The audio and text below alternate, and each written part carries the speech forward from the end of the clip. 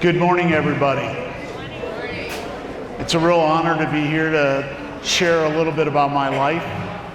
I'm trying to break this into a couple of parts.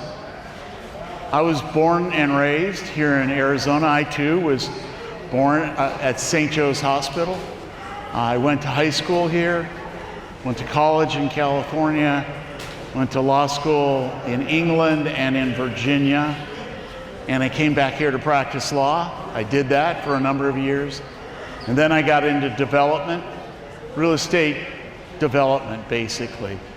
I had a fairly successful business. I had 24 folks working for me, and I was having a blast. My wife and I have 2 kids. Stephanie's right there.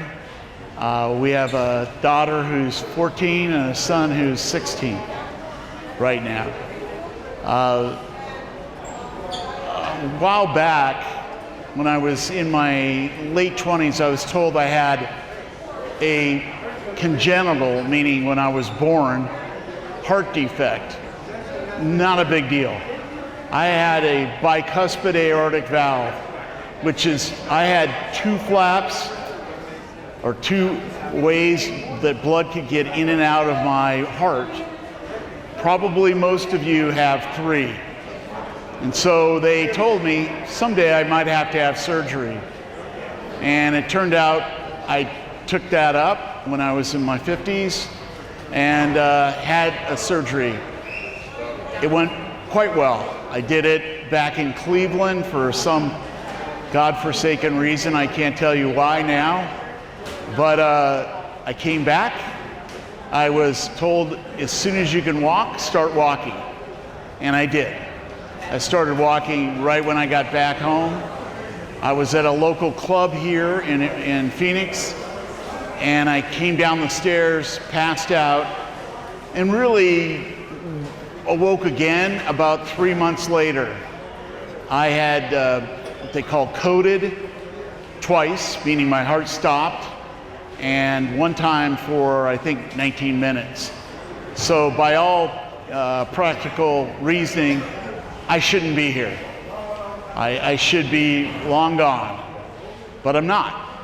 And the story I'm about to tell you is what I went through to get to the point I am now. I had 2 major surgeries subsequent to the repair of the valve in Cleveland. And it's been a brutal road, not fun. During that process, I lost my vision in my left eye, and as you guys know, I don't have much vision in my right eye. But the critical thing you'll see as I walk a little like Frankenstein, which is horribly disappointed because I spent my whole life in athletics and working out and doing all that, but I'm still doing a lot of that. The interesting thing about what I went through was how I got through that process. For me, it was a one step at a time process. I could not walk. I went from 220 pounds, about what I am right now, 6'2", 220, to 143 pounds. I'd lost that much weight in the hospital.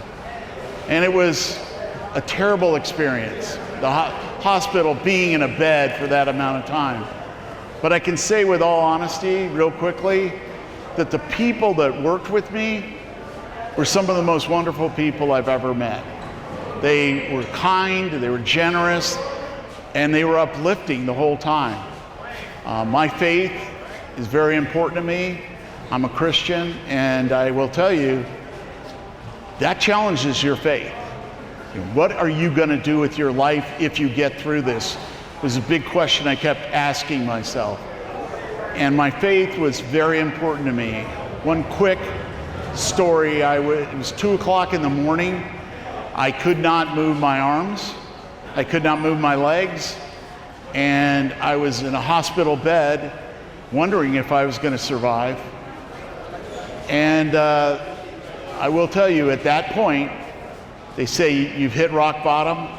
Well, I was on the sea floor, screwing around with the rocks. I was right there, rock bottom.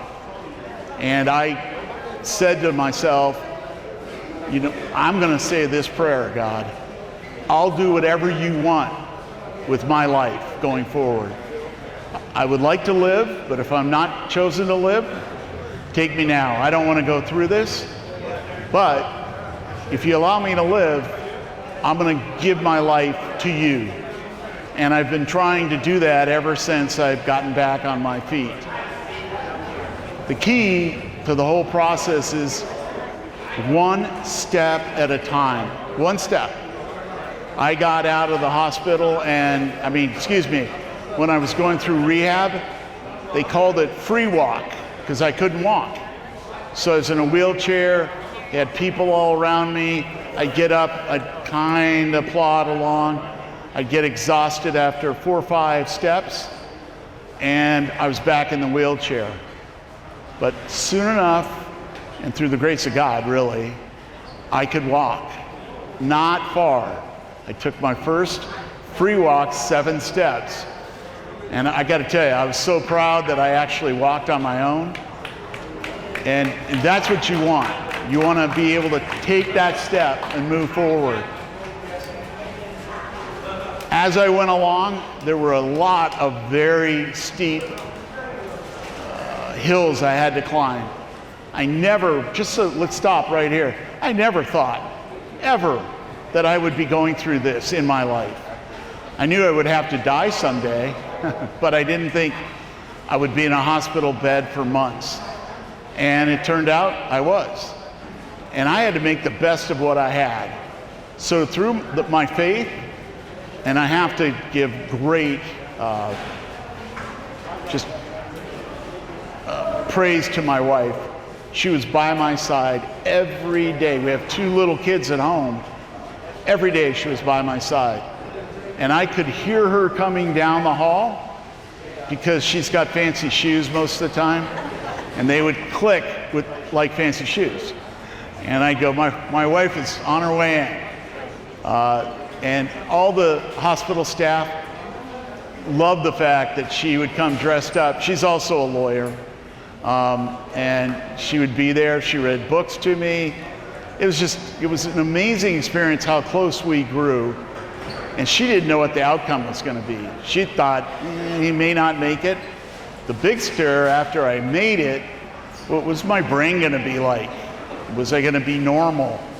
Well, it turns out, maybe just the chagrin of some people, I still can talk and I can still think really well. So I still have a business I'm running.